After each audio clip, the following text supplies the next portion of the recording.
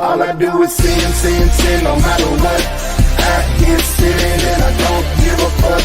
And every time I walk into your building, all of them hands go up. Cause we sinning, cause we sinning, cause we sinning up, down, up, down, up, down. And all we do is sin, sin, sin. Out here sinning and we don't give a fuck. Yeah, my name's Ozzy, Ozzy, Kamikaze. They wanna hit me, man, but y'all know that you cannot stop me. And I'm out here sinning and winning and grinning and I can't get with it. Why? Got this rule book, this fucking playbook. Seeing what I'm saying, man, got them shook. And I can't help it, man. Pass me the Remy, pass me the Henny. Let's get it, man. Pass me the Buddha. Let's get fucked up. Let's stay fucked up.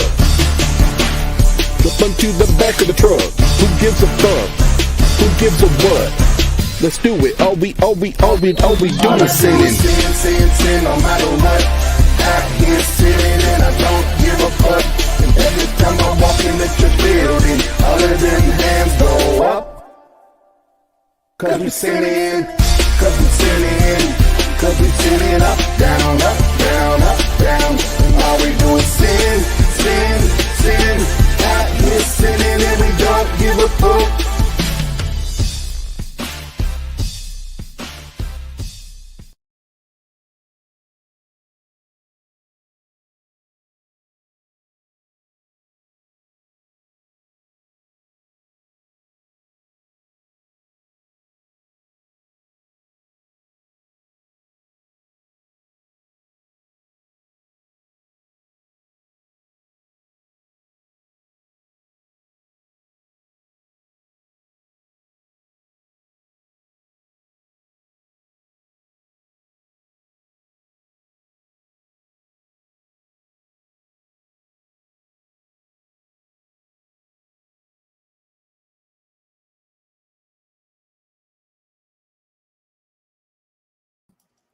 There we go. See, I have to do it at least once a podcast. What I was trying to do was mime the intro to you guys because I thought that would be a really important rendition. So, scene and welcome everyone to tonight's TANG LGBTQ plus talk show. That's right. We have a fantastic panel, including Bryce, Bree, Student Dr. Ben, Uncle Beck, Courageous, and myself, Amy Newman. Though before we begin, did you know that the atheist community does things #better? Well, then you won't want to miss the Tang Gang event better, and we are gonna let Oz tell you a little bit more. What's up, everybody? Thank you, Amy, and I'll keep this brief, and not that anybody watching right now cares about this, but StreamYard just added this new little feature where you can mirror yourself, where before everything was opposite. So like now my left hand is on this side, so it's weird because I'm so used to it being backwards, and now it's not. Anyway, in 2 weeks, on June 25th and 26th, here in Fort Wayne, Indiana, we're gonna have the Atheist Network Group presents Better at the Allen County War Memorial Coliseum, and it's going to be a bunch of badassery, a bunch of heathens, sin-loving, God-hating heathens, and we're going to be hanging out all weekend long. And just a couple things I want to point out because there's miscommunication on my part. I take full ownership of this, but Ryan and E Was Framed will not be there. When we first started planning for the TikTok panel, they were on the list, and I failed to remove them from said list. So that's a me problem. So just so we have some clarity there, but the rest that you see on the picture there will be there, has every intention of being there. So you can see all the beautiful faces there, and obviously the kind of last minute addition. Holy Kool-Aid will be joining us, and I want to make sure I continue to do the right thing and give a bunch of love and shout outs to Holy Kool-Aid, because it's been a huge help to Jena and myself, these last 2-3 weeks, since he's, taken his experiences, running and putting together the Faithless Forum has been a huge asset for us in getting everything in order and ready to rock and roll here in 2 weeks. So if you've not already purchased reservations, you can very easily go to jesusisamyth.com and purchase your reservations there. Now, one of the things that we're doing that's going to be in and of itself a whole nother level of badassery and debauchery and shenanigans and atheist drinking, atheist chicken wings, atheist. There'll probably be some stuff for those that don't eat meat. So atheist, vegetarian, or whatever, vegan, what it should be, all the atheist shit. That Saturday night, June 25th, the after party will be live at the Summit City Comedy Club. And for anyone that is a patron or a YouTube channel member, you will have live digital access if you can't be there in person. And I don't know about you, but the thought of watching, some of your favorite atheists or just people or your favorite atheist content creators, get drunk at a comedy club and be able to go to different segments, whether it's Pasta Mike, because Pasta Mike and I's station, I already know where it's going to be. It's in the picture. It's right there at the fucking bar. That's going to be our station with a camera, and we'll be able to stream there. And like Jena will be probably like the green room, or an area like that. And like have Biddy over in another corner in the showroom doing drunken tarot readings, and we'll be able to switch over to each camera whenever we so choose. So it's not going to be like a singular camera. So you're not going to miss it, because it's going to be like some crazy after party shit that I don't think we've seen on YouTube yet. So don't miss that. So again, you can either go and become a patron or a YouTube channel member, and you will have live access to that. And then the last thing that I would share is we will be I'll do this first since we have it up. So Friday night, we're going to have tarot readings, drunken tarot readings, and this is hashtag get Biddy's booty to better. Say that 5 times quickly. Get Biddy's booty to better. Get Biddy's booty. Anyway, you get the point. So we're going to do drunken tarot readings, and it's really to help raise funds to get Biddy from all the way up, like where Santa Claus lives in Canada, right? Something like that. Where Santa Claus lives, and we're gonna get Biddy's booty to better from there. So we're gonna help raise some funds and make sure Biddy's there. And as you guys know, Biddy's little sis. I'm big bro to Biddy. We've not met in real life, so let's make this shit happen. Let's make this fucking shit happen.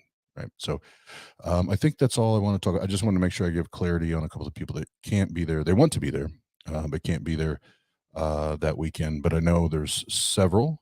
Before I dip out here, we have several, if not quite a few of the ones part of this panel or been part of previous panels for tonight that will be there live. And we will have a very, very similar panel discussion at Better.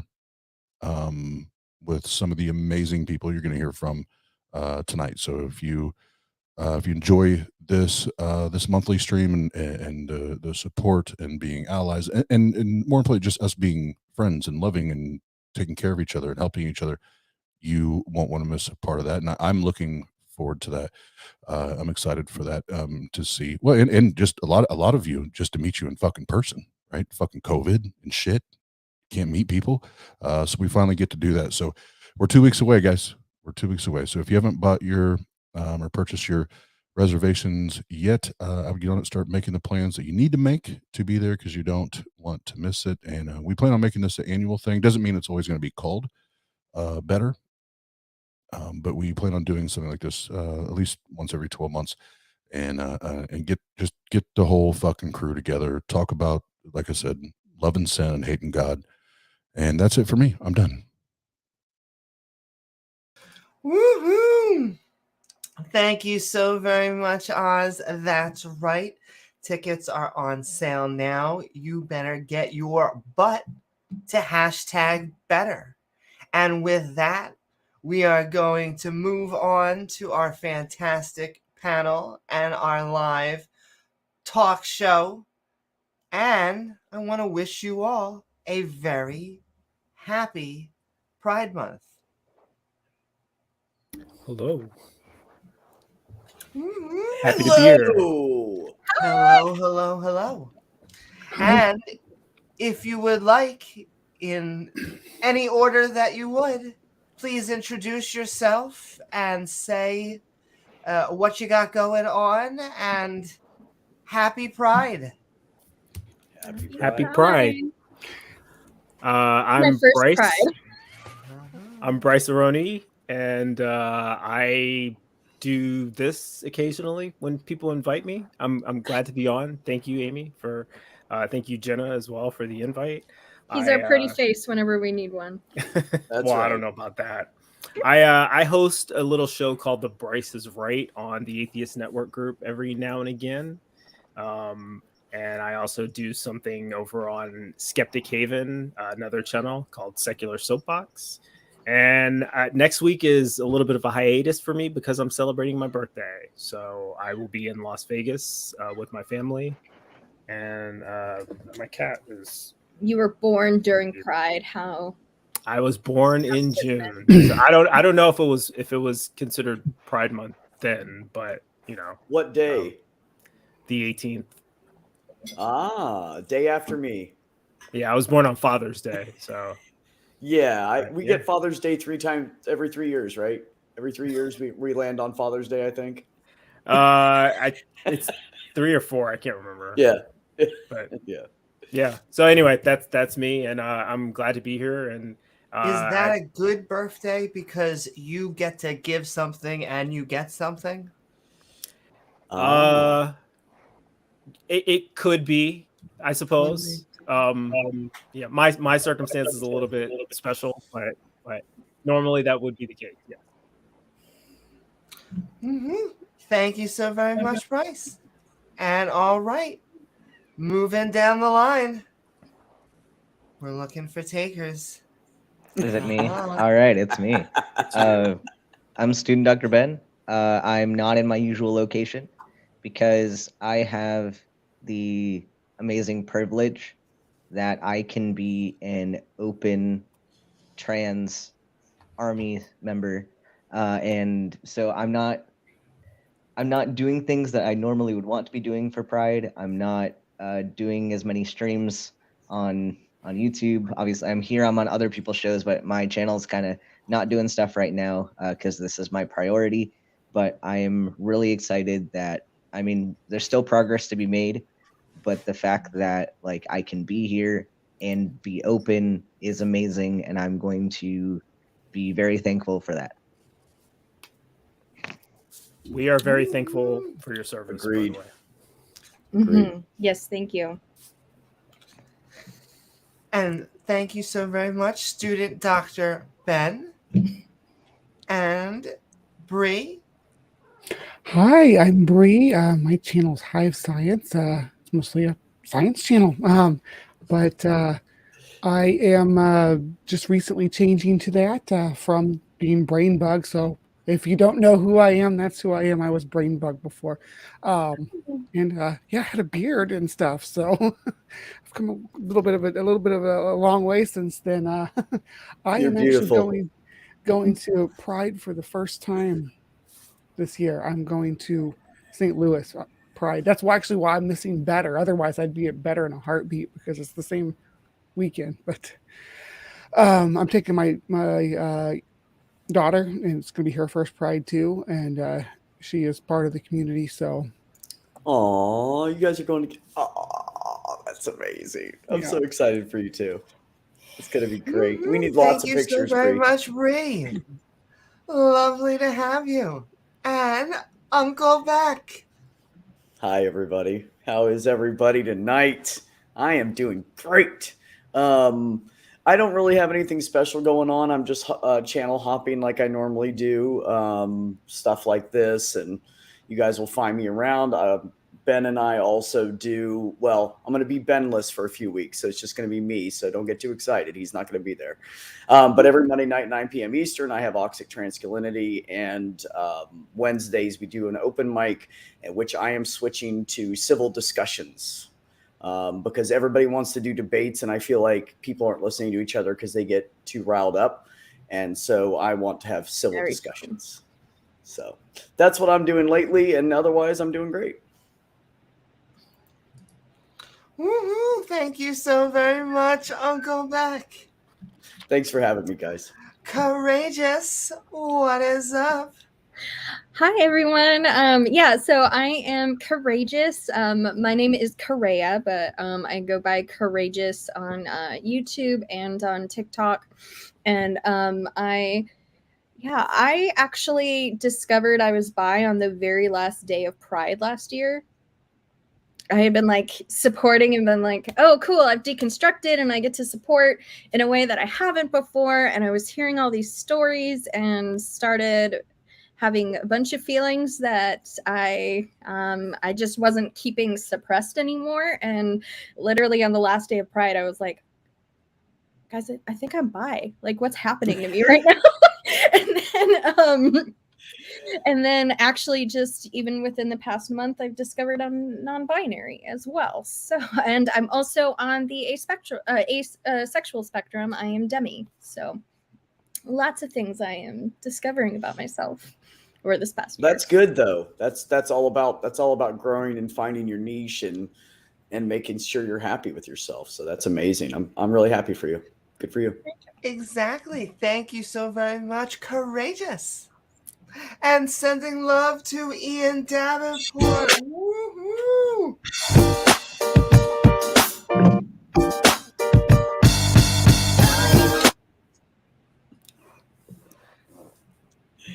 Woohoo! And another from Native Atheists. Send in a beer, hearts, and rainbows.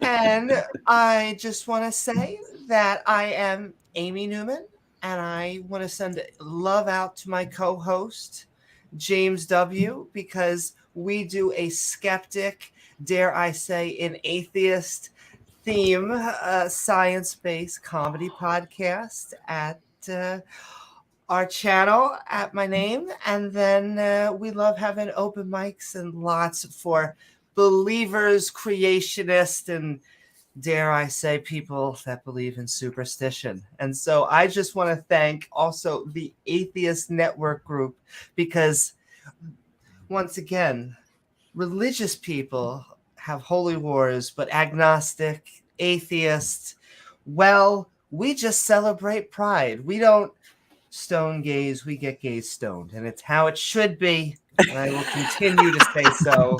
And with that, welcome to tonight's LGBTQ plus talk show. Woo-hoo! Pride Month edition. Here we are. Yes. Here we are. We're here. Oh, a good where to majority of start? us are queer. Oh, Craig, we can't hear you. I am. I was like, oh, I'm muted. We're here, we're queer, and we're not afraid of burning in hell. Woo-hoo! Exactly. I The weather's mean, I much feel nicer. like this is just the non-fire version we're living through anyway. So what's it matter? What we push through today, though, where we push our social constructs and the way that people view us as members of the LGBTQ, we keep pushing that, the next generation benefits from that. So our struggles and our hardships are their victories. and it's always been that way. So I just want to say real quick, because there are some, we're all not too widespread in age, but I do want to thank the generations that came before mine, because their struggle with, especially, I mean, trans wasn't, when I was growing up, trans was a faraway concept that was just a punchline.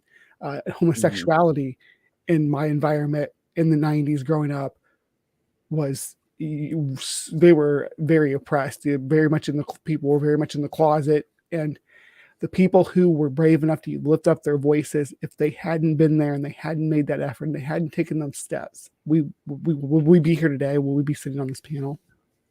Yeah. You know, I'm kind of in the in-between generation there, Bree, because I came out as lesbian in 2001. And then, of course, last year, 20 years later, come out as trans. And but I watched all that stuff going on in the 90s, and I was scared to death. And after my mother passing away, I didn't want any other reason for my family to hate me. So I was scared. I just didn't want to. I thought I'd just ruin the rest of my entire life would be shit. So I just waited, and I couldn't take it anymore.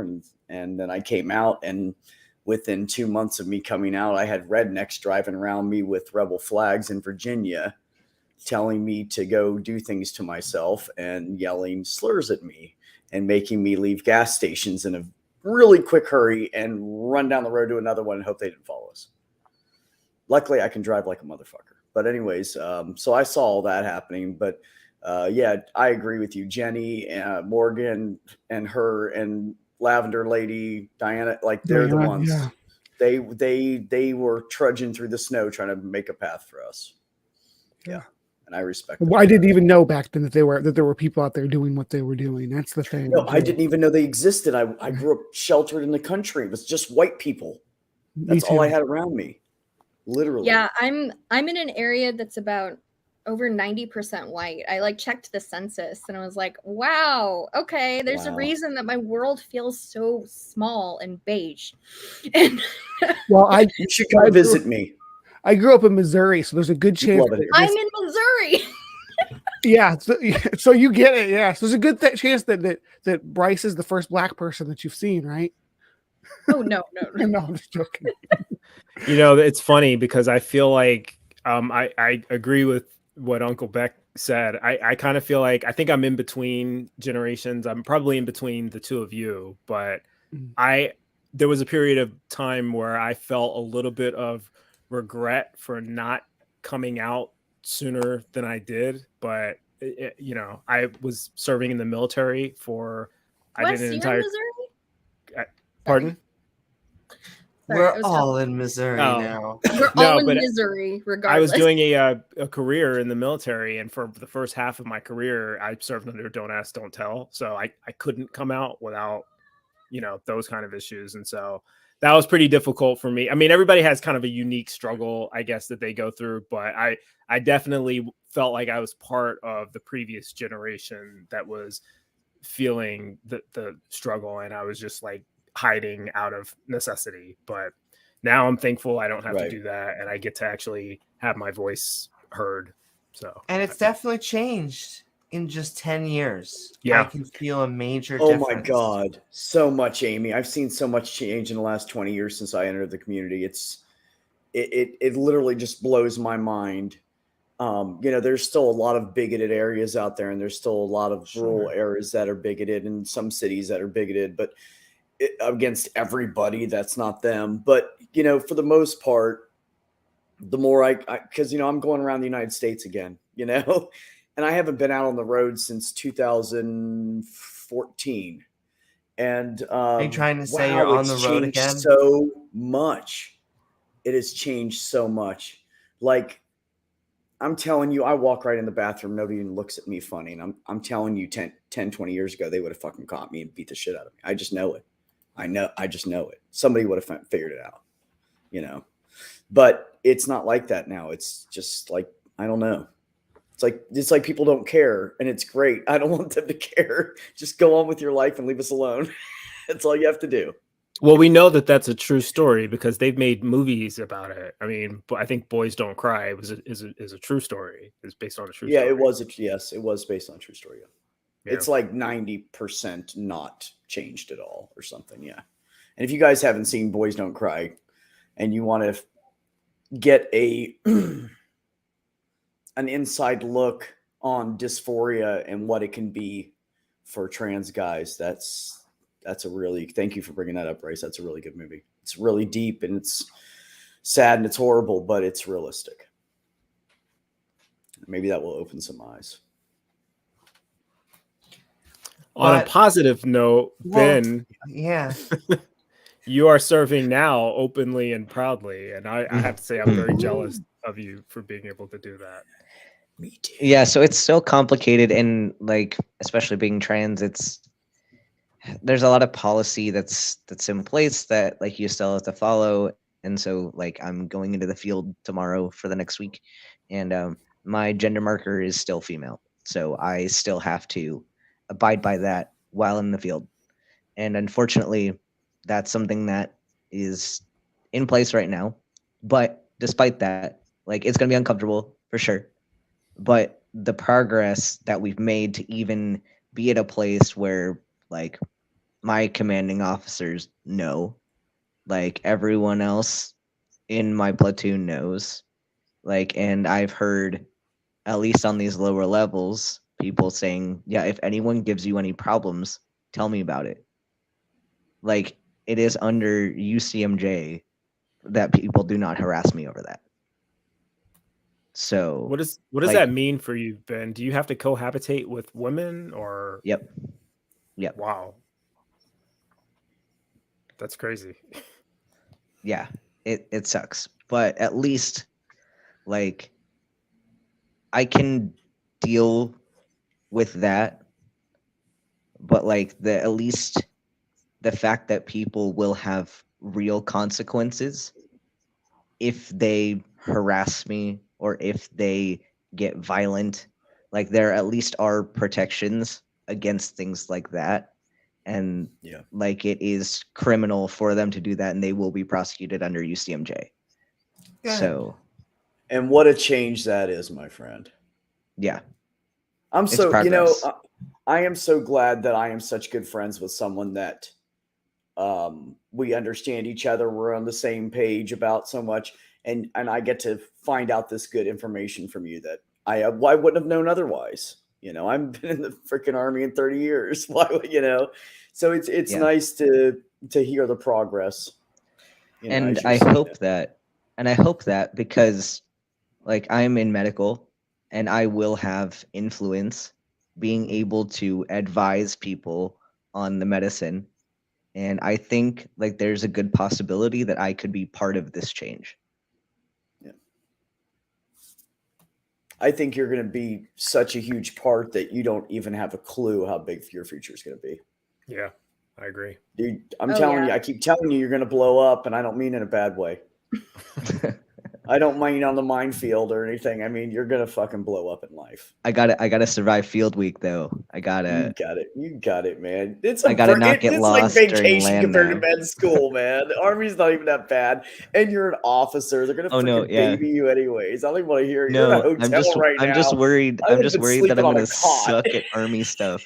Like I'm worried that because like I can do med school stuff. Like that's no problem. But like you're now expecting me to like do land nav and stuff. I'm like, I don't know how to. I don't know this stuff. I am not spatially aware. I'm telling you, this is be funny. The only thing that really kicked my ass in basic training was the running and any kind of land nav shit we did. I was horrible at it, man. They were like, dude, you have to get better. You're never going to be a sergeant. I too would also be good in the military, except for anything physical. As long as we ignore anything physical, I feel like I would be perfect. So, hey, I could bring the biggest brain to the military. I enjoyed it though, because we got to do like rappelling and you do the going across the rope bridges, the different kinds, and they did like this Super Bowl thing, and we went through this huge freaking obstacle course through the woods, and you had to like jump through windows and climb up nets and swing over this and crawl through mud under barb. I had a blast. I came back in like 6th place with 4 platoons. It was pretty good. Me and my buddy came in together. No, it was fun though. I passed the we've been Once so the again, army phrasing. switched over to a new physical fitness test, and it's a lot more like functional stuff now. Really? But yeah, it's got like a deadlift, it's got like a medicine ball throw, like it's got a bunch of like actual. Dude, I kicked ass at that shit. You know, the killer, one of the killer events though is the sprint drag carry, and I passed for the male standard on the sprint drag carry. So I'm like, hell yeah. Because That's an event that like you leave because you're like you're sprinting and you're also like pulling this sled and you're also like carrying kettlebells and stuff. So like you get through it and you're like, they call it Bambi legs, where your legs are just jello for like the entire time and you can't even walk. So that's bad. me after every run that I did for every physical exam. Sorry, we're getting off on an army tangent. Well, I just want to make a few comments, sending love right back to you, computer. Aw. I also want to remind everyone, if you have any questions for our panel, please be sure to drop them into chat so that we can read them and answer them. And also, I just want to answer Wes's question about Netflix and Hulu. And it's just like my sexuality. Why not both? Look, I don't even know if I want to touch that. That's what he, she, or they said. I think I might want to touch that. That's what all of them said, right? Ooh, Bree. How you doing? Hello. Hello. Oh, but yeah. Ooh, what is that for? That's fancy. Is or Oh, I even thought fabulous. Jagezus was going to appear or something, because that would have I was been like, totally that- appropriate. That That sounds like would've the been- noise that you play whenever someone says something like I'm super gay. here. It would have been perfect for Jagezus. Super gay. Oh my Jagezus goodness! theme If you guys haven't seen their TikToks, then you don't understand. But if you go look at Jagezus' TikToks, you'll understand why I said that. I just So- wanna do We more don't deserve TikToks. Jagezus. We don't. Amy, are you they're bi or pan? Yes. Okay, I like it. Love it. You know, honestly, I'm starting to wonder. Like, you know, Ben told me, "Hey, did you hear about this phenomenon with testosterone?" And I was like, "What?" And he's like, "Well, you know, people like I'm starting to be attracted to men now, and I guess it's a thing." And then my son comes to me, not even knowing that Ben and I had this conversation. My son, who is transitioning and has been on T for about 2 years now, 2.5 years, says to me, "Hey, Pops, did you hear about the phenomenon with testosterone?" I was like, "What, man?" And he said, it can make you attracted to men. I'm like, "So basically what you're telling me is you just want to screw everybody." And he's like, "Yeah, I guess so, yeah." And I was like, That's what my already telling testosterone Ben, does. like I was already telling Ben, like right before this, that I was like, I think I'm attracted Oh, to guys shit. now. So I That's don't know if it's the interesting. testosterone or me. I'll tell you guys later. I'll update you. Hormones are a hell of a drug. I don't know. Oh, I yeah. just like I could just like hump a brick right now. It's ridiculous. That is why I don't get people's resistance to allowing people to transition and take because people take hormones for all. Ben, back me up here. Most people Yep. are on some kind of hormone, either something that's gonna Mhm. manipulate your hormones or taking hormones directly. Most everybody is on this at some point in their life. Insulin is a hormone. Right. Everyone who is on insulin is taking hormones. That's right. I absolutely forgot about that. Phew. It's Have to go on religion. a steroid if you are getting super sick. It's religion is the answer mostly. that's what stops people. But. Yeah, I was like, it's religious-based Purple. homophobia and transphobia. Fucking Like, Oh that's my. all it is. Yeah. No, please do. Like, I mean, look at how much conservatives have been freaking out over the drag show, you know, like literally like instantly passing bills, but you know, like they can like traumatize their kid being like, you're gonna burn in hell for all of eternity, and the kid's like, Yeah. I'm 5, and they're like, we don't care. Like, And if I could just bounce off that, what I think Don't get me personally, started. because they use that word narrative so much, but often they have these little religious think tanks that sit off to the side here, and they're like, what could piss off our dumb followers a lot? I'm sorry, they're not dumb. They're not dumb. They're being it's not controlled piss them by off, it's religious frighten institutions. them. They're, Because they're Put an indoctrinated and, Scared and people brainwashed, are but more- they're not stupid. Yeah. Yeah, Exactly. they're scared, terrified people are more easy to like, or And- easier to control. What they do is they find generally this one little thing, this incident that they can take out of context, and they go, this is what's happening. They're doing this everywhere. The same with, I'll take ownership of it, of CRT and all those other stuffs, because all that stuff is just basically scare. Be feared. Be very, very spooky. That's the thing about What is up? CRT. That I can really see the correlation with, because it doesn't have to actually be a thing that's happening. They just have to be able to convince you it's happening. What I also think about when it comes down to that was the drag queen story time things. That was like a little niche thing that some people did, and it just became, oh, this is happening at libraries across the country. These are the people. Then it came to, these are the people coming into your kids' schools, and it's like, that's not what this is, and that's not what's happening here. But they sexualize drag queens anyway. It's a performance art. It's not a Well, and they're not that's what it trans. is. What they do is they dog whistle. They want you to insinuate just a bunch of things. Oh, well, it's drag queens and it's kids. So what? Why don't you say it out loud? Hey Ben, can you answer adult. that question? I And- think that's past the mic, by the way. Yeah, I was gonna answer this. So it varies a little bit by branch. So I can really only speak for the Army, but I think it's similar-ish across branches. So they really only care about the gender marker on your ID. And so if your gender marker is female, regardless of your Female's state not of a gender, transition, though. you will be with the females. If your gender marker says male, you will be with the males. And Right. there's a timeline and a process to getting your military gender marker changed, but it's very vague still at this point. So I think like there's going to need to be some steps taken with where we go with that, because it kind of says like you have to be on hormones for like 12 months, and then also you change your marker when you have like finished your transition, but like we all know that that's not a thing. Like there's no standardized finishing your transition.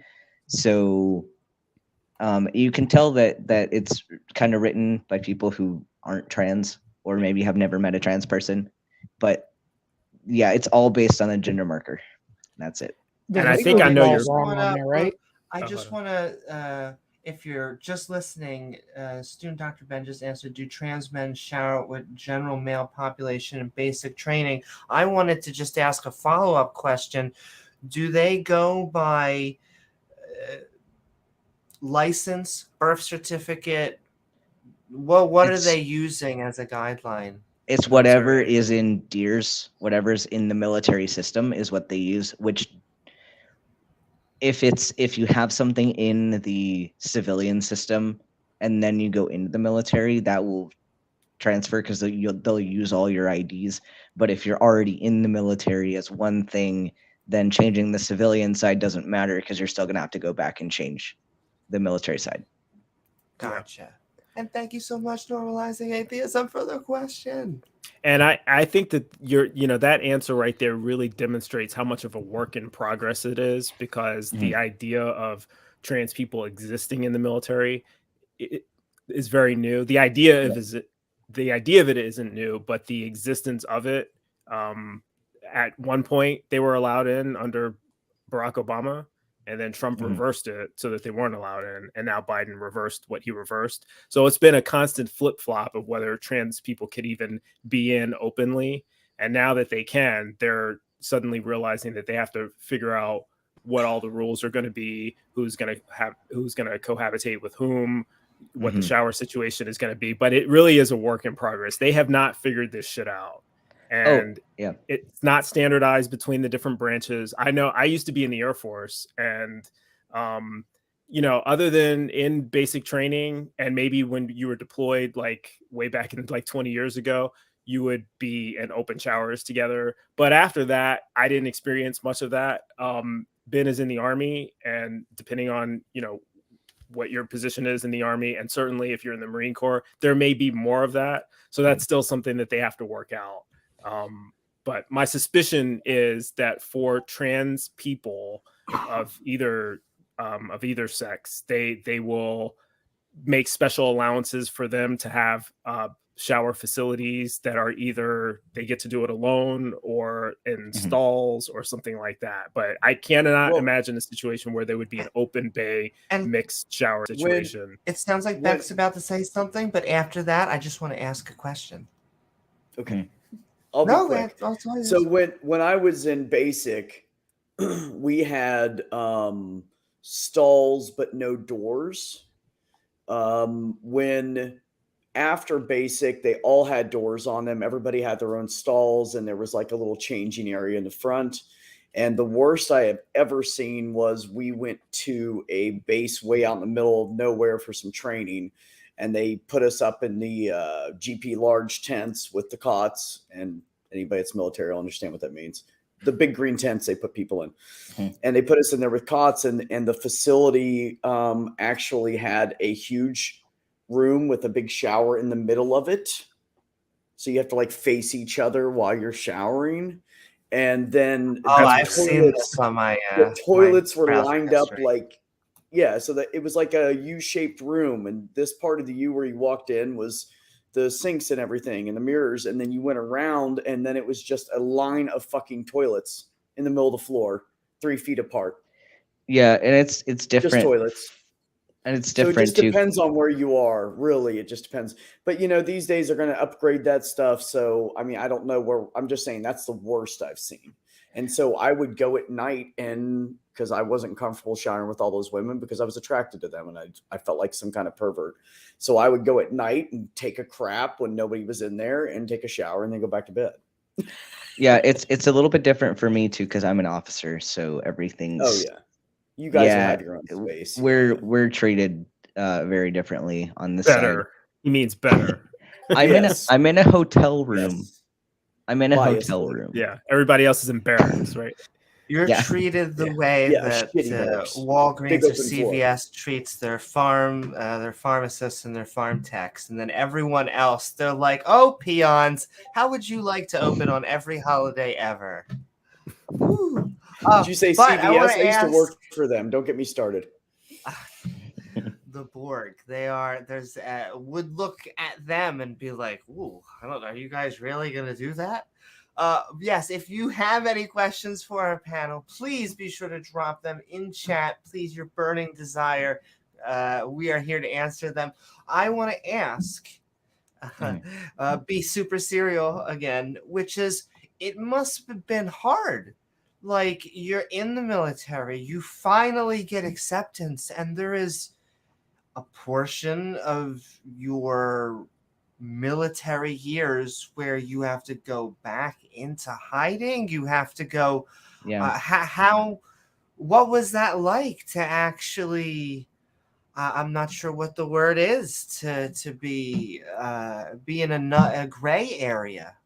Partially closeted. I mean, what? I don't know. I mean, for me, so I got my scholarship. So I commissioned in 2020.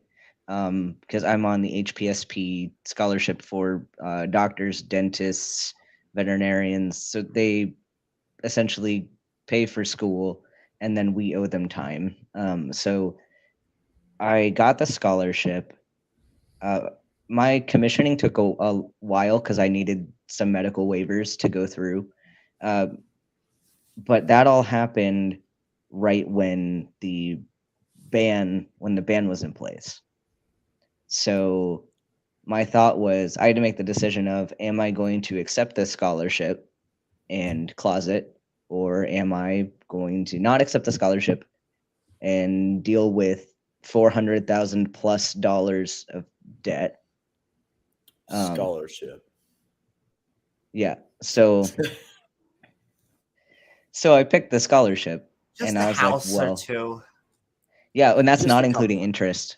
My tuition is $73,000 a year, and that's just tuition. So I was like, this is crippling debt.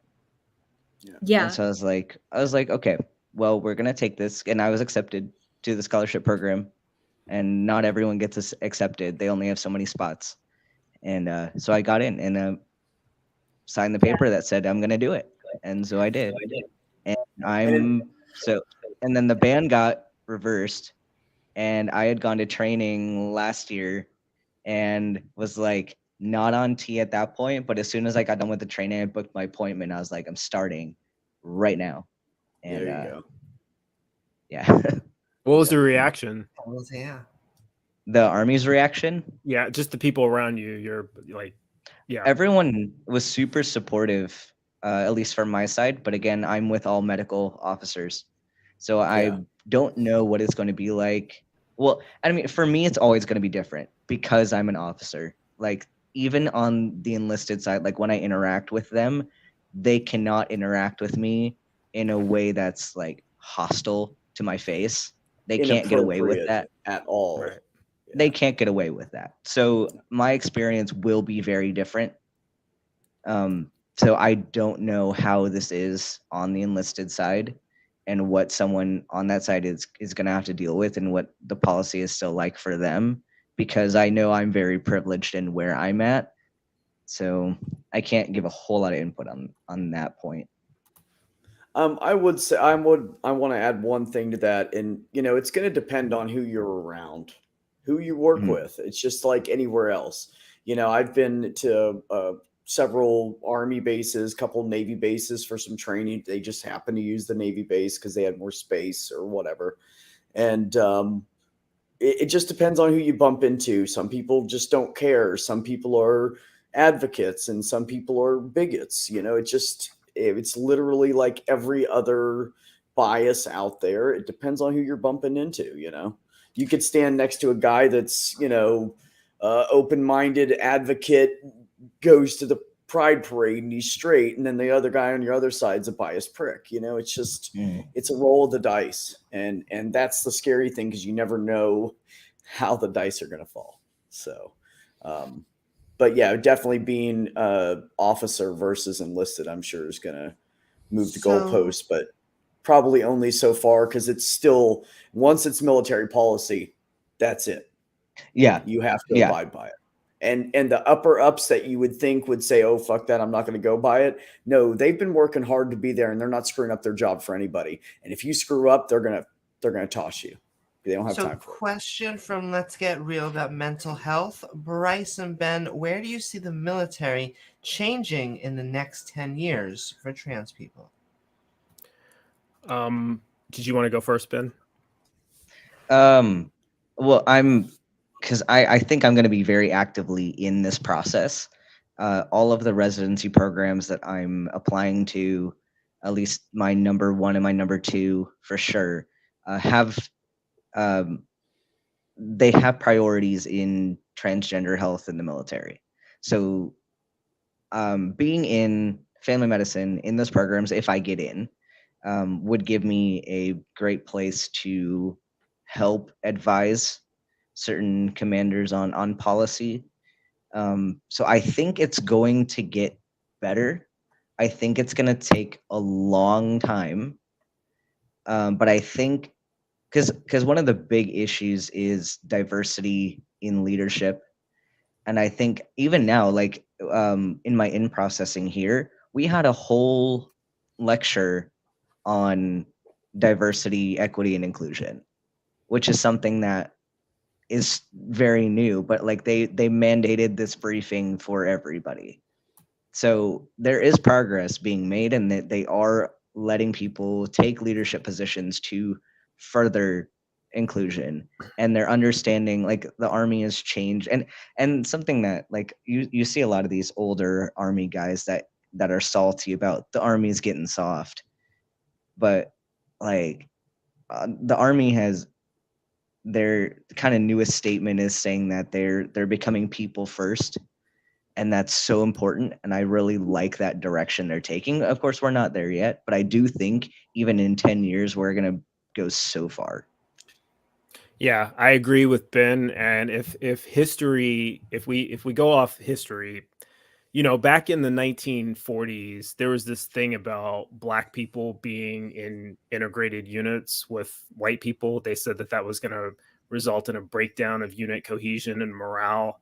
And all the racist people in the military, as tradition, they were all against it. And they said, this is never going to work. The military is going to collapse. And then it was via executive order, no, you're going to integrate. And all of a sudden, everybody was integrated. And guess what? The military survived. And then they did the same thing years later with Don't Ask, Don't Tell. Stronger. John McCain was like, well, you can't have gay people openly serving because that'll break down unit cohesion.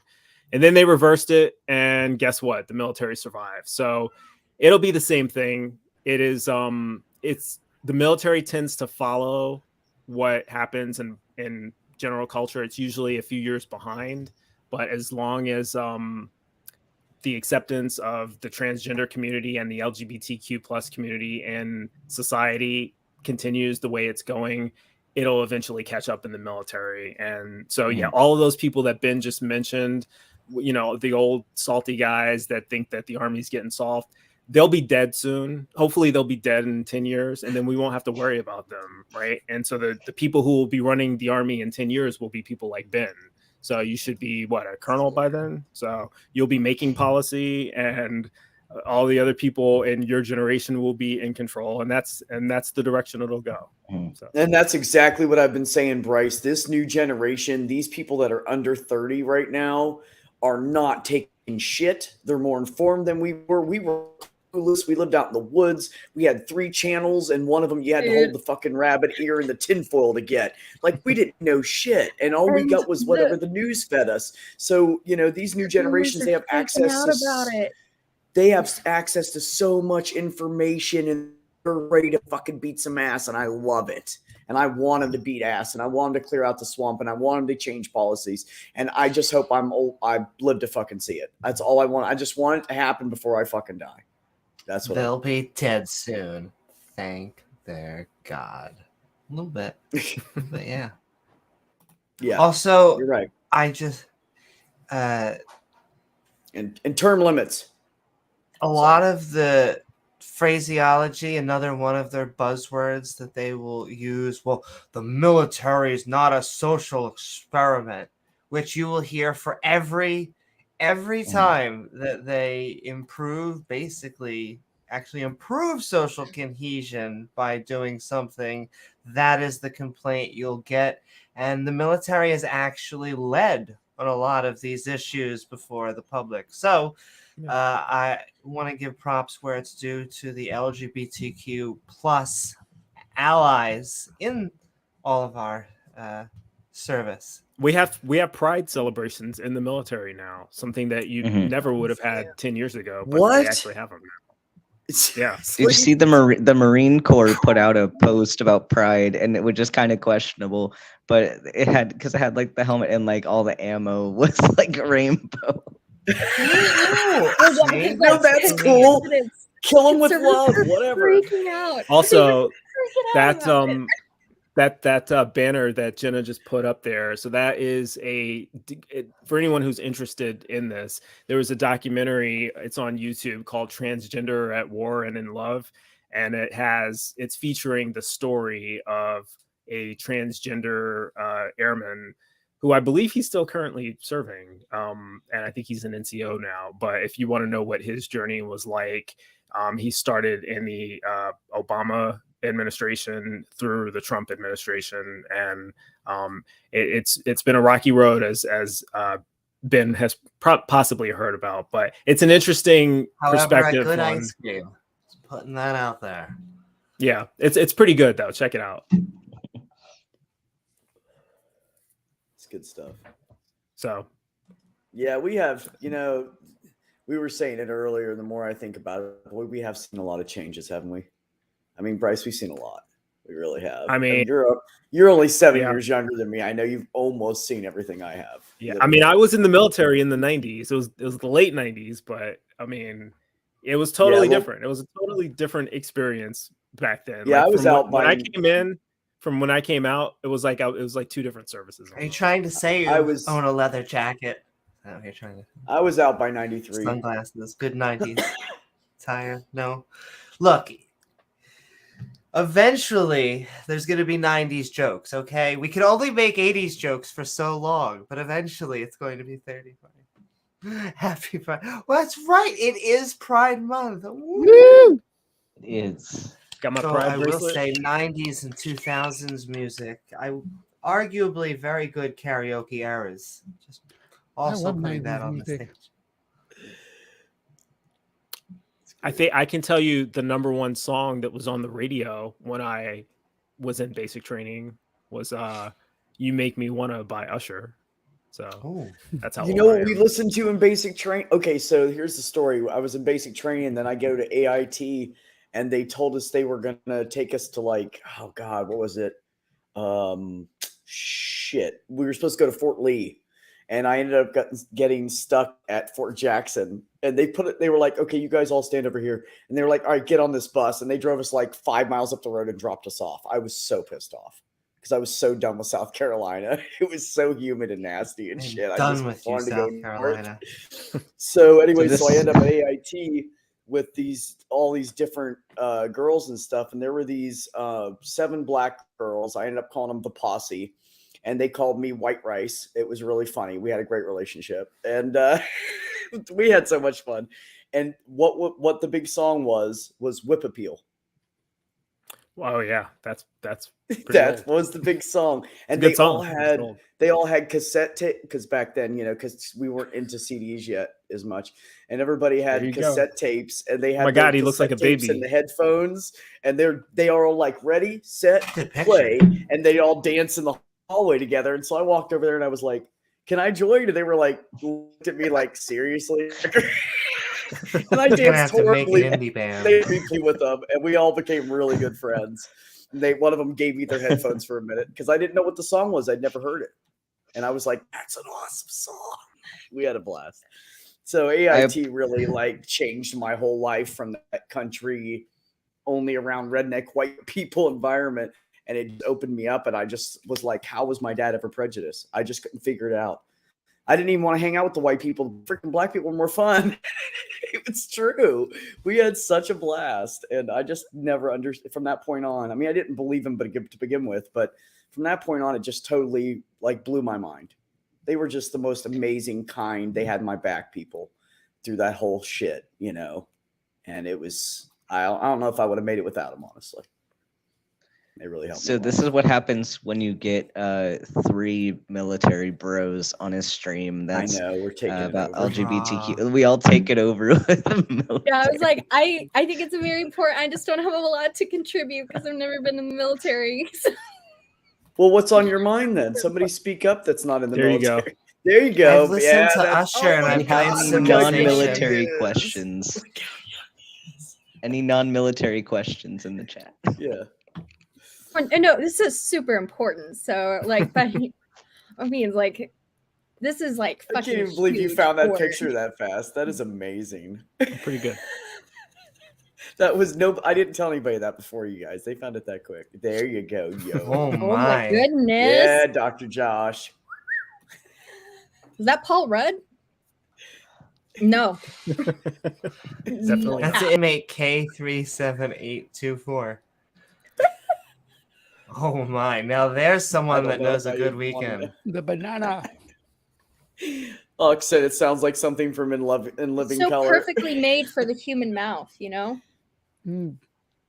It's Yeah. really hard for me to interact with people who come from that presuppositionalist style of apologetics. There, I don't know why people even give them the time of day anymore. I don't Because know. it's fun. I use them as an excuse to teach people science for the most part. Yeah, I guess. Yeah. It's because I like to teach about animals and stuff, and most of them deny evolution, and evolution is freaking amazing and awesome, and we are descendants from billions of years of survivors. We don't need to be special from some magical being creating us whole cloth. We are survivors. Each and every one of you on this panel come from a long line of descents of survivors of 6 major mass extinctions that wiped out some of them up to 75% of life on the earth, and your ancestors survived. You don't need to have this creation magic fairy tale. Your creation, the creation of our species and where we are now, is freaking amazing by itself. It's a story that people were indoctrinated into as children before they reached the age of reason and before they had any critical thinking skills. And then they reached adulthood. And after, 10, 15, 20 years of being exposed to that, they don't know how to think. It doesn't, it's like religion doesn't teach people how to think. It tells them what to believe. Yep. Yeah. I would just like to quote it's Charles literally- Darwin. Oh, go ahead. Just very quickly, just because Bree brought up, I think he said, "I'm a survivor. I'm not going to give up. I'm not going to stop. I'm going to work harder." I believe that was Charles Darwin. We were just putting that. You had me, Bree. Yeah. Gonna give you credit. I shared a meme and I made a joke about it because it was like if people are made from dirt, why is there still dirt? Oh my gosh. Could you imagine if all the dirt were people? Yeah. You should have added I the think sound of the cell phone at the end. The zombie person. I was like, Yeah, dirt. if women are made from ribs, why are there still ribs, right? Oh snap. Oh snap. It's like dirt. snap. We and That's dirt where the share a McRib common comes from. ancestor. Yeah. I don't know. I was actually back when I was a theist and when I was a Christian, I was an old earth creationist. So I didn't consider a lot of that to be problematic to me because I was one of the ones that was okay with evolution somehow. It was totally contradictory to the Bible, but I didn't view it that way. I thought so, like the way that I took it was that when it said a day, that like that was human projection onto like what a day was. So like that day could have been like 3 billion years. A day to the Lord is 1,000 years, and 1,000 years as a day. Yeah, so I was like, I don't know. Yeah. But I did like it started not making sense. I'm like, but wait, what about the dinosaurs? But wait, what about what? Like, what do you mean we still have like 12% Neanderthal DNA in our system? Like that one broke me. That one just fucking broke me. What was your dinosaur question? What about the dinosaurs? Because dinosaurs not in the Bible. Like they're not in the Bible, and like any explanation that Christians had was like bullshit. I was like, no, but that's not what that verse says. It does not say. Like they tell you about Behemoth and Leviathan. Is that what you're talking? Yeah, I'm like, no, that's not what that means. Describing a freaking whale and a bull. Right. Even if it did, you cannot. Dinosaurs. The Bible can't survive dinosaurs because Noah's flood. But you've created now a contradiction. Either they all died in the flood, which defeats the point of him bringing all the survivors onto the flood. Why didn't he have 2 dinosaurs with him? Or he brought 2 survivors of every kind, which included dinosaurs, and now you have to explain why dinosaurs don't exist, why they're extinct. So either way, it doesn't work. Well, actually, if you look into history, they shot pterodactyls during the Civil War. I have it on authority from this YouTube scientist named Matt Powell that said that. Oh, really? Is he a Christian scientist? Oh yeah, he's not a scientist at all. He's a politician. Yeah, I was like, scientist? Christian scientist. What Scientist was his means he name? could like Pin- Google search some creationism. Is that what that means? Dr. Dino and what's the Dr. Pendleton or whatever. Those two are they neither one of them have doctor. Well, I think Pendleton has like a doctorate in mechanics or something like that. But isn't that Kent Hovind who's Dr. Dino? Dr. Dino's Kent Hovind, yeah, and his is not a real doctorate. I mean, he's as much of a doctor as I am. Less of a doctor than Ben. Question for the science specialist, Bree. I think it's How whale penis. large are what penises? Wow. Yeah, it probably depends on which species of whale, but I think the blue whale has the largest penis in the animal kingdom. Did you know Which that and apparently- what's the name of a whale penis? Oh, I didn't know it had its own. A dork. Dork. There you go. A dork. Did you know that Oh did you my know god, that, Amy, that's a large. the vast majority of like mythologies based on sea monsters are like whale Wow. penises that like Yeah. people didn't know what they were looking at and they thought it was like its own creature. Wow. Oh, That's where a No. lot of the like sea monster mythologies come When from. I'm looking Yeah, at like whale that. penises, I often don't know what I'm looking at. So, It's oh a my living God. dinosaur. It's a living dinosaur, guys. And I you mean, if see? we're going to talk about it, has anybody ever seen a duck's peni, as I like to call it? In pictures, They are white and they're corkscrewed. Yeah. Really weird. It looks Yeah. like a long worm that's in a corkscrew. Wait a second. Are they not supposed to be corkscrewed? I think ducks are one of the Yours few kinds isn't. of birds. I think ducks are the only kind of birds that have penises. Look, it's Well, like that, Bree. We're not trading, sweetheart. There are a few that Most have, birds uh, don't Could have be them. interesting. Yeah. though. And Neil, So you joined at a you- great for the most part, time. diapsids don't have. It was oh the my goodness. perfect.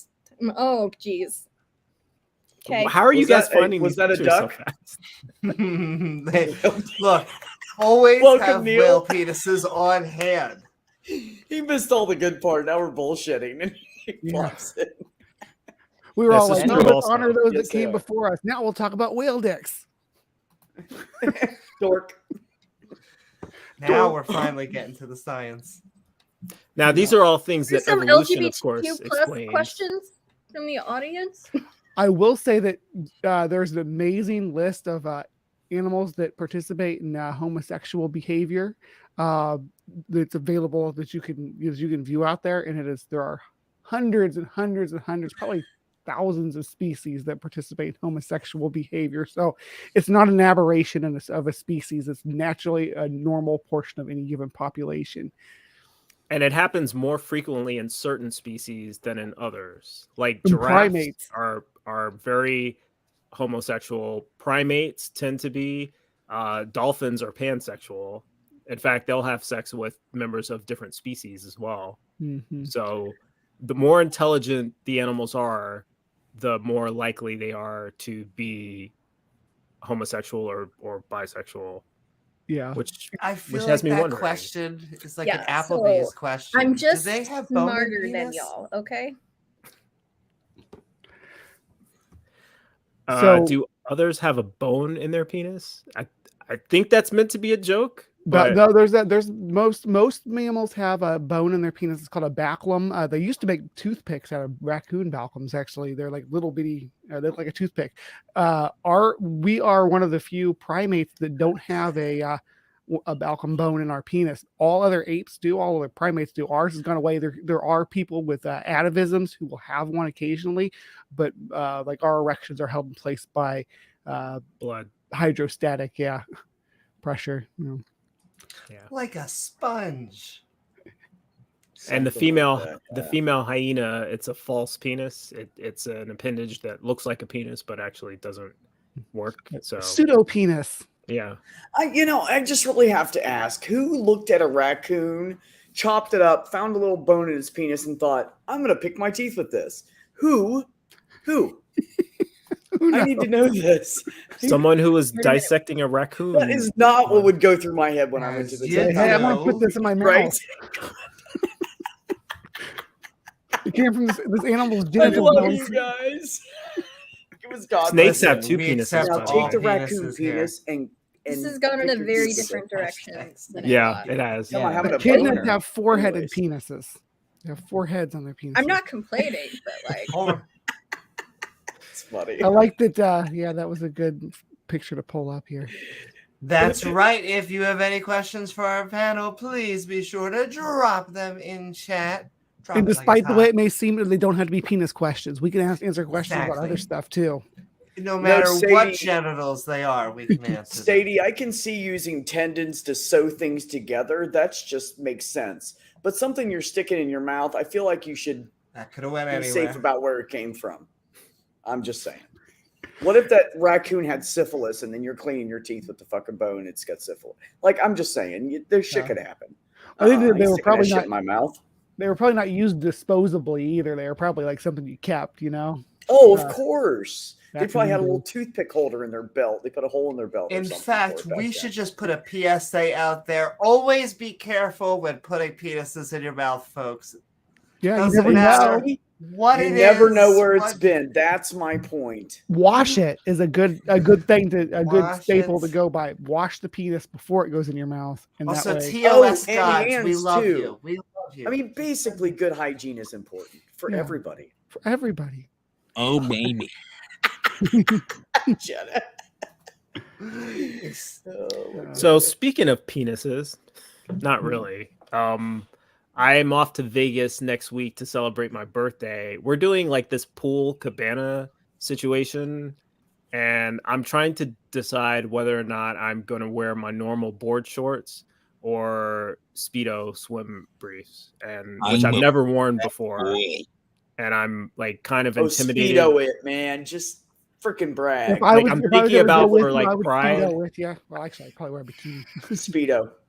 Should say I? Speedo it. Yeah, I would. Speedo it You should. and take pictures. yeah, Maynard And says if I was there, I just would learned slap that. your ass if you put a Speedo on, just to play with you. I But think I'm gonna anyways. just like I think I'm gonna try it just to You're in- see what happens. to You You're show in should. good At Fucking least shape, I'll it's get to Bryce. say fun. that I'm proud of anyway. it. It's pride. Just have fun. It's It doesn't pride. matter. You There you go. know? Thank you. I mean, I was at Pride and I saw trans guys that hadn't had surgery yet, and they were running around with their shirt off. I was like, "You guys rock!" Is that I'm really excited legal? to. You know, in Columbus, Ohio, it's legal to be topless, oh like any Well, day of the yeah. week. I You get can what just am I walk talking around about? without a I shirt live, on. They like, can't do near- anything about it. Oh. I live near San Francisco, and I'm pretty sure it's legal to be topless there too. So Yeah, so in Columbus, every time they have I'm Pride, in you got the misery. dykes. so- The dykes on bikes are driving through with their leather vests, no shirts, and the trans guys are running around with moobs hanging out, and they don't care. So this And is an it's interesting freaking question great. because I just had a debate. Actually, I'm in the process of an online debate, a Facebook debate with a I Muslim don't know right anything now. about this. Well, I And just want to read it out. Oh, What and do I you all also- think about Islam and its rulings on homosexuality? But I'm handing it right back to you, Bryce. What is the rulings though? it's against it. What are? Well, Well, it's like they must that's be not put to death. shocking. Like, Yeah. Nothing too out of the ordinary for the typical religious bullshit. But I asked him point blank. I won't mention his name. What is the problem with bisexuality, which is what we were talking about? Like, why is bisexuality immoral according to your moral system? And he couldn't answer the question other than to say because the religion says so.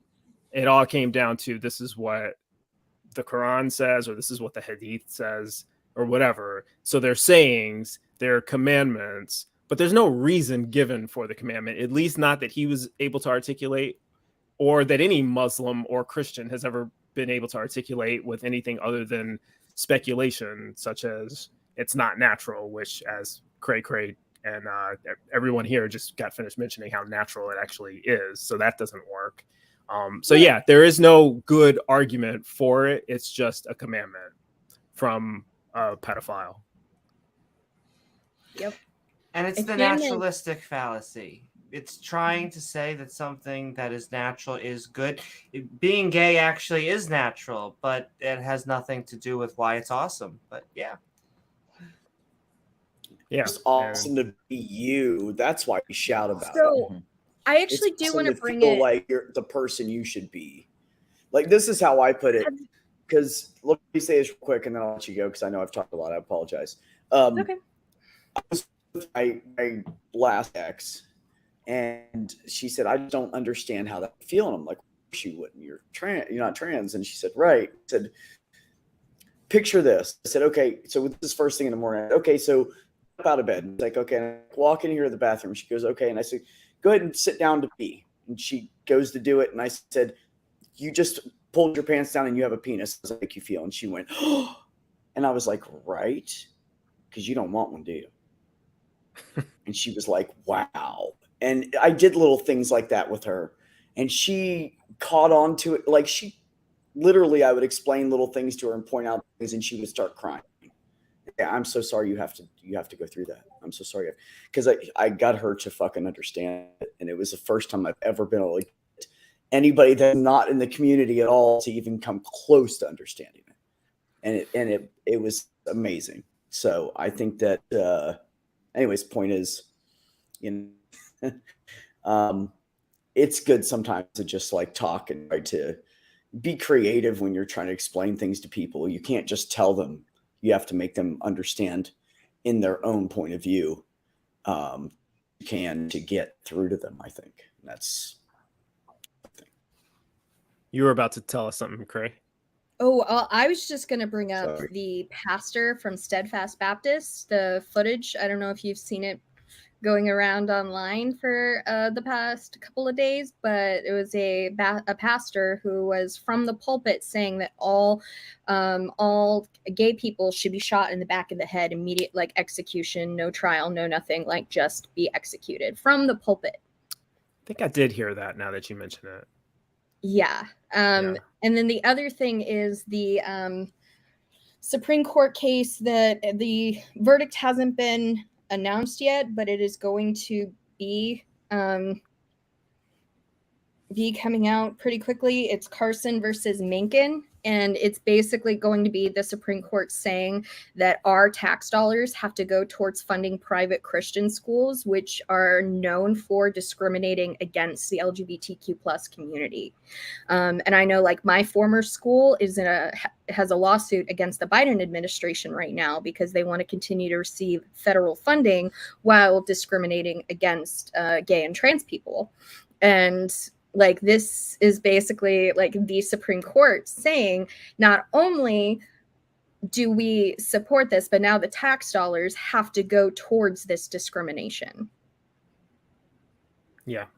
So if you are angry about that, if anyone is watching or anyone on the panel is angry about these decisions, you should be angry with the leadership of both parties in the government, because none of them are doing necessary steps to stop this. And because none of them really care. They all have their own agendas, and we're not listed on the agendas. It's not an election year, right?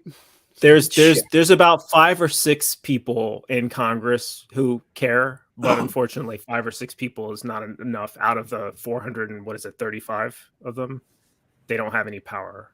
So pay attention to who you guys are electing, and just because somebody has a D by their name doesn't mean they're progressive. Oh yeah, that's a fact. And So, stay I wanted to bring politically awake, because the religious are playing a ground game. So please vote. Please, please, please, because it does matter. And they are trying to get judges locally and on the Supreme Court that can change. They're trying to make us go back to the 1800s, and that is being kind. Oh no, they want to bring us back to the Confederacy. I've been talking about this, and they keep talking about America as a Christian nation, but America never was. We were founded as a secular government. The Confederacy was a Christian nation. They copied our Constitution and added the Bible and God to it to make it their God-given right to own slaves. They wanted, in fact, can I just bounce off that? Because I like destroying narratives. That is what they try and push. And they try, I'm an independent, but they try and go, oh, the Democrats or the Confederate Democrats or the Confederate. I'm like, okay, name your favorite liberal Southern state. Name your favorite Southern Confederate state that had liberal positions.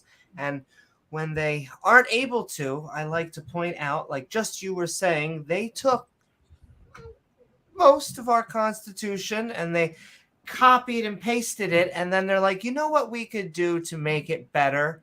We could take the Bible and we could take that as justification for why we're going to continue to own people as property. And so it is one of the few constitutions that quotes directly the good book. So just like Courageous was saying, they were a Christian nation, unlike the secular founders. So thank you once again. Religion and computer, yes. This comment from Computer, I have to say that I would tend to agree with that as far as Jews are concerned, at least Jews in the United States that I've interacted with. I haven't noticed anything in that culture that is particularly more homophobic or transphobic than the general populace. With Muslims, I think that is largely dependent on what country you're in and what the laws are. And I would say if you are in a Middle Eastern country, certain Middle Eastern countries where the punishment for homosexuality is death by being thrown off of a building, that doesn't apply, right? And so, go ahead. And well, before I just want to say, Courageous, and I'll hand it back to you. Just want to read it out if someone couldn't see it. From what I can see, Jews and Muslims aren't so against LGBTQ. I would split that in a second, but I'll give it back over to Courageous before I do. Okay. So the one thing that I was going to say, but one thing is Dr. Ben has to go because he has to be up at 4 a.m. So I will dark early. him to be able to say bye first. Student Dr. Ben, thank you so very much for joining us, but I do want to give you another chance to tell people what you got going on. Well, I am going to be off the grid all week. So I'll see you all when I wrap up field training in a week. Hooah. So, hooah. See you guys. And since this is my last time to say anything to you before you leave, I love you, buddy. Be safe. And believe me, just remember it's a vacation from med school, man. You'll knock it out of the park, buddy. You're fine. I'll see you guys. All right. What Uncle Black said. Bye. Thanks for joining us. So I am, at least because like there are different sects of Judaism, just like there are different denominations for Christianity. There aren't nearly as many, like not even close. But so like there are some that also take the Torah and the Talmud, like they take it very literally. But there are in Judaism, since Israel literally means arguing with God, like they are okay. Like I've talked to Jewish people that will just say like we openly disagree with God sometimes. Like there are times that we will determine that God was wrong, and we don't think that like so like between like the two, I'm sure that there are just some very peaceful, non-bigoted Muslims, just like there are some peaceful, non-bigoted Christians, but like. Yeah, like, so I think that the difference is that like it's literally in Judaism to argue as much as possible. Like you ask like two Jewish people a question, you're going to get like 4 different answers. So they can just openly disagree with God. So if God said homosexuality wasn't okay, they're like, we know more now. Yeah, and for the people you were just talking about, the religious people who are okay with homosexuality and totally supportive and not bigoted, they're like that in spite of their religion, not because exactly. Yes. And yes. I just would like to separate. I think that Jews and Muslims in America and a lot of Western nations are open to the LGBTQ because they tend to be minorities, and so they are more open to that sort of experience. They are more sympathetic, empathetic, because they're like, oh, I've been through this. This is a form, but it's they have a common enemy. Republicans. Exactly. So you have a little bit of camaraderie. It's only in the majority countries that even Israel's about 50-50 split. I mean, the Middle East, I will take it compared to a lot of fundamentalist Islam. But then it's fundamentalist Islam. That is where you have the head-to-head with LGBTQ plus and atheists. They don't like either category. I'm Southern, and a lot of us hate the history of our states more than all others, but we can't change it. We learn, we grow, and we make sure it never happens again. Plus, we got the best food. Thank you so much, Right. Ox. And I wanted to Exactly. comment. I had to bring it up because I wanted to comment on this because a lot of people do when they get into the bigotry of religion, they head right for the South. The bottom line is there's churches everywhere that are bigoted. It's, you know, you might have a few more New in York the City South, is but the they're city of churches. they're everywhere, man. It's not just the South, so don't pick on the Southerners. And Yeah, you're to put damn it in right perspective- you guys have the best biscuits and freaking chicken in the world. To put that more into perspective, the Mormons live in Utah, which is not the South, and the Watchtower of Jehovah's Witnesses is headquartered in New York. So you have these extremist religious groups that are all bigoted against these groups, and they're all over the country. Like they're That's headquartered right. in different parts of the country that are And not the just the Bible South. Belt isn't just in the South either. It's all over the freaking. That whole thing of the Bible Belt is bullshit. It should just be called the Bible Rap because they're all over the United States. Question from Farron Salas. What is up? Does anyone on the panel care to summarize what the typical hormone regimen is? Explain the various hormones in use. And I feel bad sending love to student Dr. Ben, who is would be able to answer this as well. But I'll just say That's from okay. a Him and I have talked about it a layperson. lot. Yeah, I and know a I'll lot hand of what he says. I'll Yeah. hand it off into the panel for a second, but I would just say my typical hormone regimen, I take 100 milligrams of spirolactone twice a day and 2 milligrams of estradiol twice a day. And spirolactone is a blood pressure pill that has a side effect of blocking testosterone. And then estradiol is just artificial estrogen. I do also know that spirolactone, for whatever reason, both of them can be a higher tier depending on all your medical fund plans. And so, I'll throw that out there. But it sounds like Beck also had something on his mind about hormone regimen. Well, I didn't mean to jump in front. Everybody else talk about anything you want here. I just know that I'm the one on testosterone. So I'm just waiting my turn. Handing it to you, but we can let everybody take their turn. Yeah, I absolutely. mean, I'm not wasn't the trying to- expert on this. The my hormone regimen is rooted in anti-anxiety and anti-depression meds. So Right. I don't think that's what this person is asking No, about. that's So not that kind of important. hormone. I will No. defer to Uncle Beck. So I am on testosterone, and unfortunately, with testosterone, you don't have something that you can just take to damper down the estrogen. Testosterone kind of does that for you. It's just it can be a slower process for some, a faster for others. It just depends on your genes, really. How things change. For instance, with me, I have brothers that have really deep voices, and now I'm down with where my brothers are, and I feel fucking awesome about that. But anyways, so we don't have that extra thing we can take, and there's different forms of it. Testosterone comes in a gel, and it comes in a a gel? Does it come in a cream as well? Amy, I can't remember. Anyways, and then it comes in the you can either do the subcutaneous or the intramuscular injection. The best results that people get statistically is with the injection because it's faster. When you do the external topical stuff, you have to wait for your skin to absorb it. People absorb at different rates. Some people will absorb really slowly, and then their transition is slower. So a lot of people recommended to me the injection. They said it would be the It goes if right you're into the sure and you want bloodstream. results now and you don't want to do the gentle progress, see how I feel about it. If you're sure, then do the injection. So I do. Do you know about Testopel?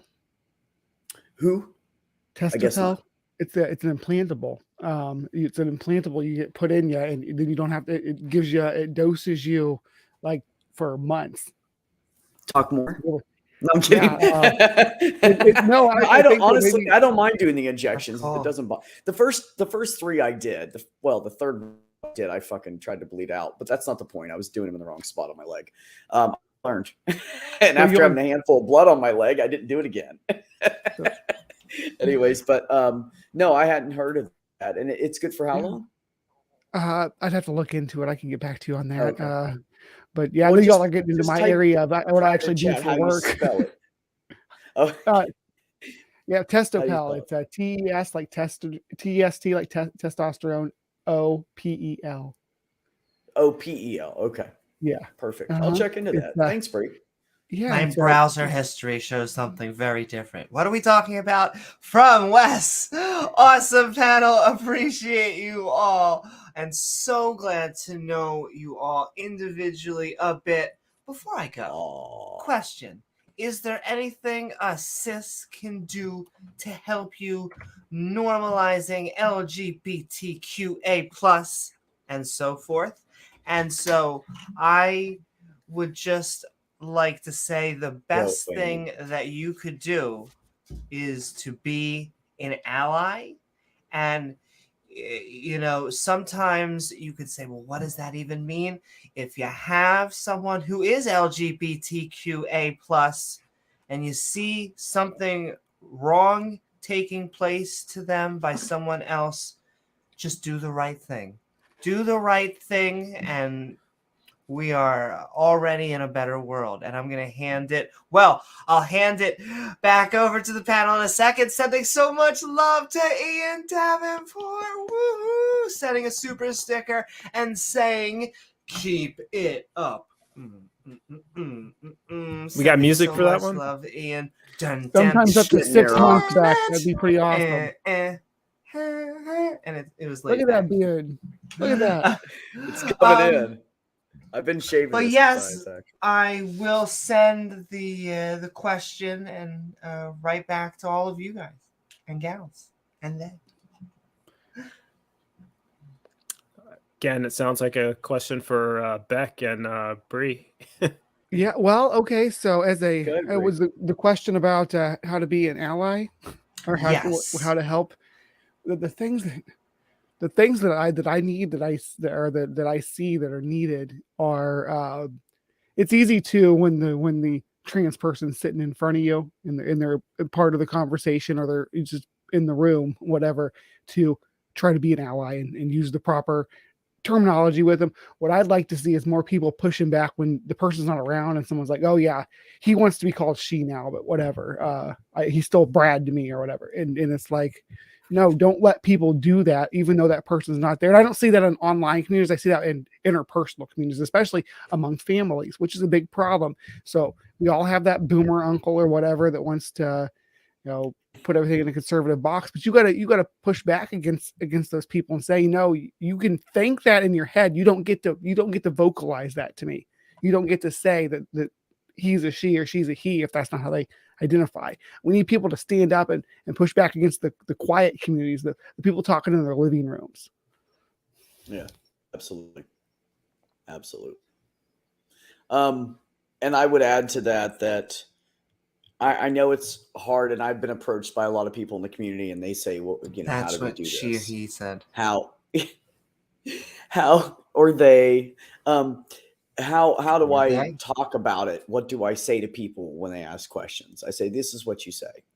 If you have definitive stuff we have talked about to you, and you've talked to many people, and you have like this, safe thing to say, then say it.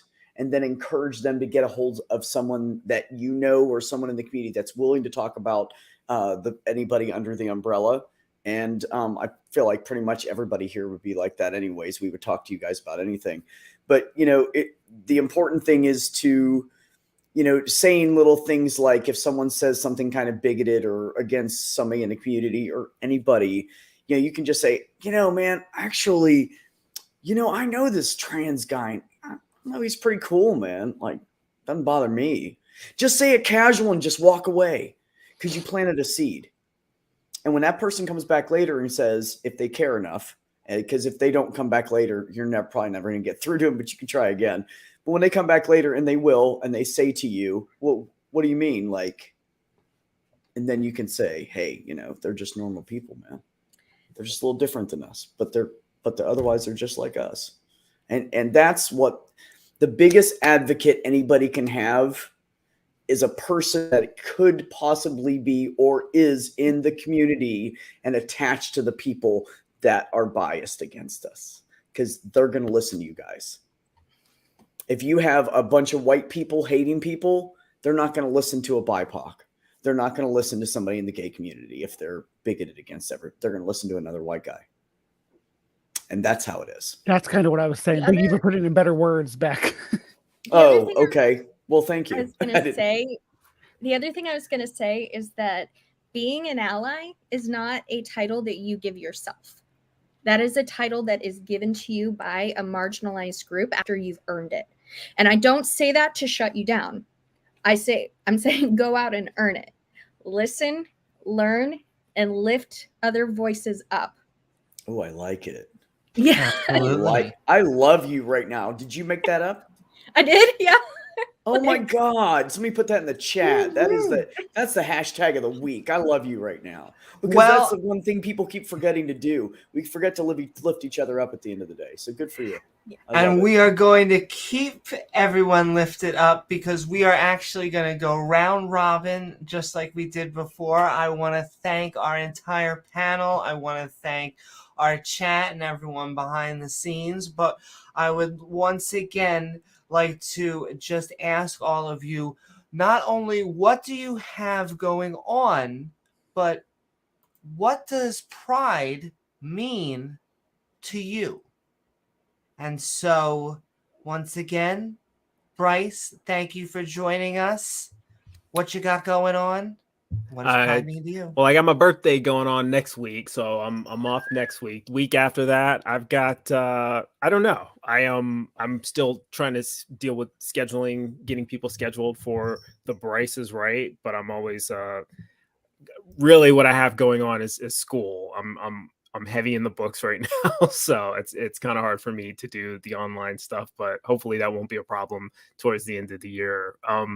As far as what pride means to me, it means that, feel comfortable celebrating yourself, be happy about who you are. Don't be afraid to celebrate who you are.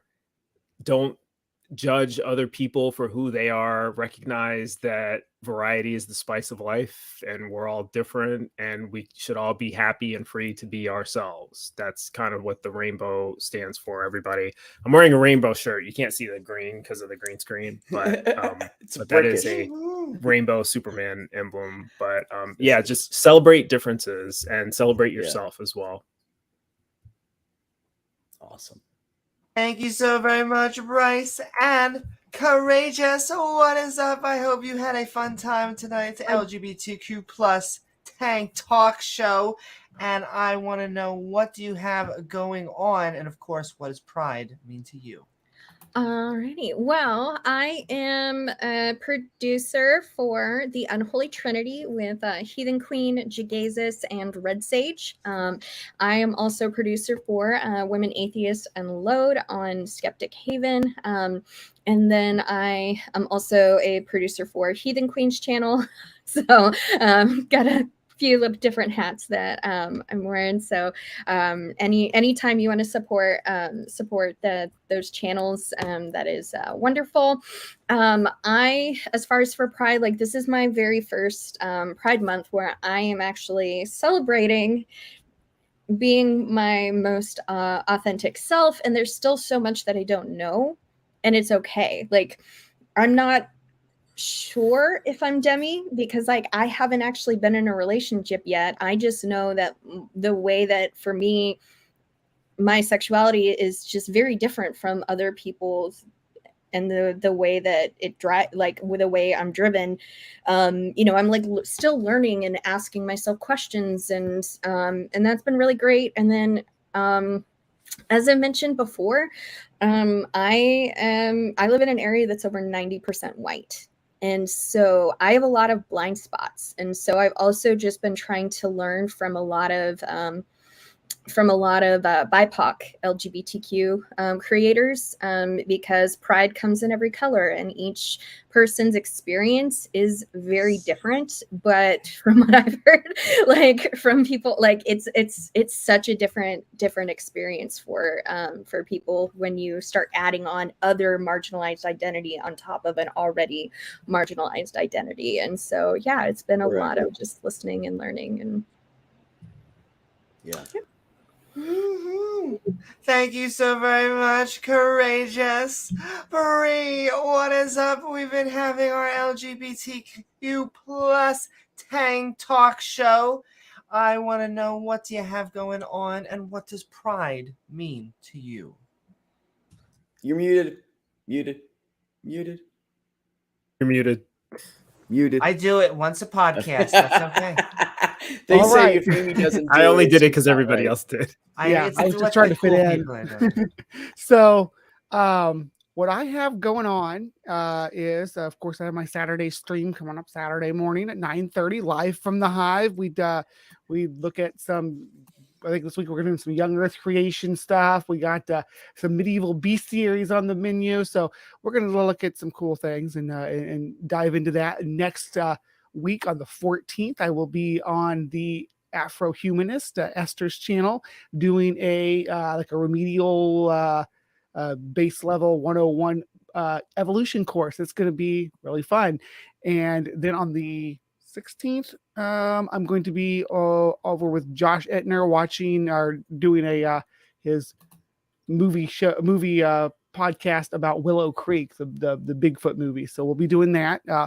As far as pride and what pride means to me, okay, so pride is for a long time they kept us all separate, and they didn't even want us to know about each other, because if you knew that there was other people, then they couldn't make you an aberration. So we are all little candles, and we all come together and we are spreading a bright light now. That is pride to me.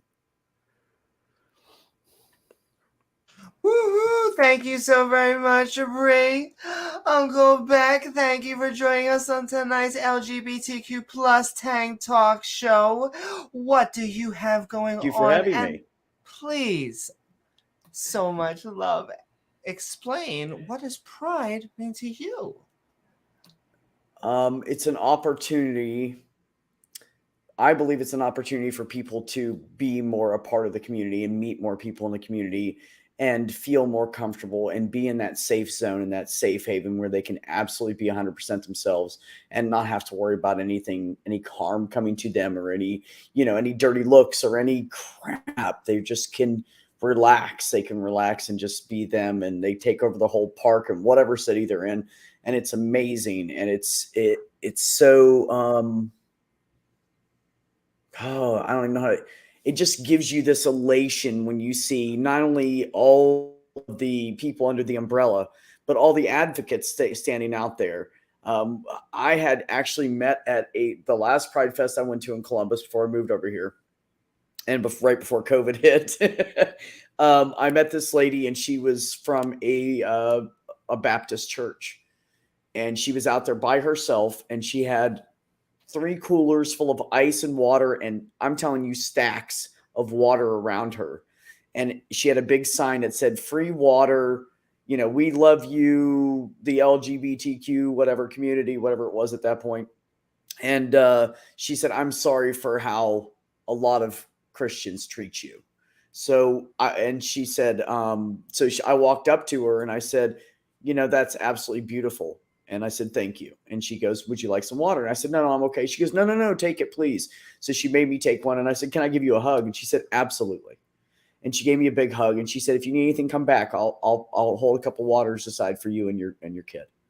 And she was the sweetest lady. And it just gave me that little spring of hope, just makes you feel a little better at the end of the day.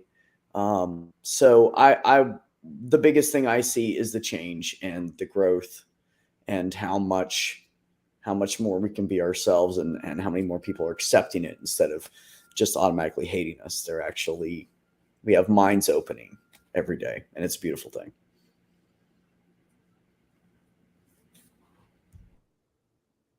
Woohoo! Thank you so very much, Uncle Beck. And I just want to say that I am Amy Newman, along with my co-host, James W. At our channel, we do a lot of skeptic, atheist, and science comedy themed content. We like talking with people that disagree with our point of view to see if they can change our mind, or maybe even change theirs. What does pride mean to me?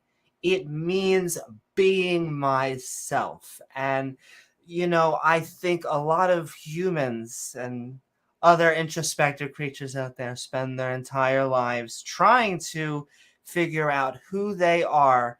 And I think it was very hard fought to have days, situations, a culture that actually supports us. So I just want to thank all of you one more time. In fact, I hope you had a fantastic time on tonight's TANG LGBTQ plus talk show. Break for sugar. What?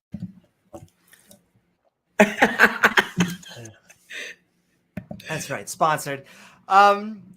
Including a panel of Bryce, Bree, Student Dr. Ben, Uncle Beck, Courageous, and myself, Amy Newman, along with our lovely producers behind the stage, Jena and Oz. Though, before we say goodbye, did you know that the atheist community does things #better?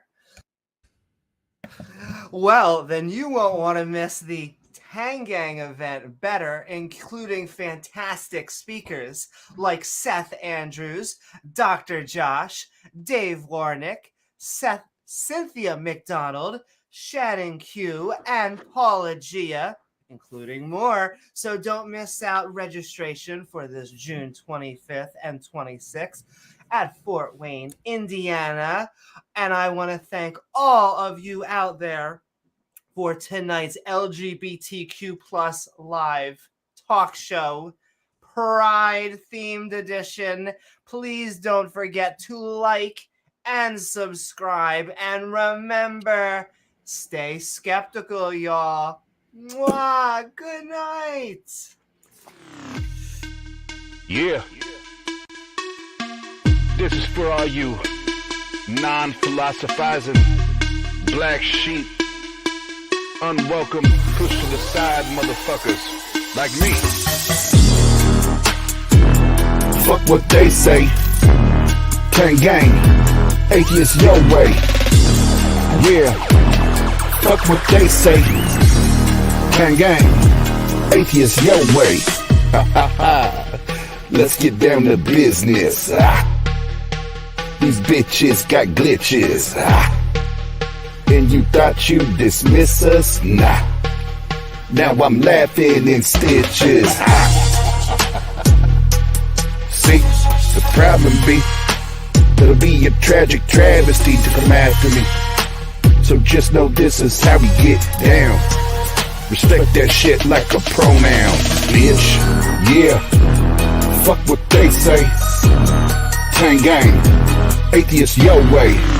Yeah, and fuck what they say. TANG Gang, Atheist Your Way. Yeah, fuck what they say. TANG Gang, Atheist Your Way. Yeah, fuck what they say. TANG Gang, Atheist Your Way.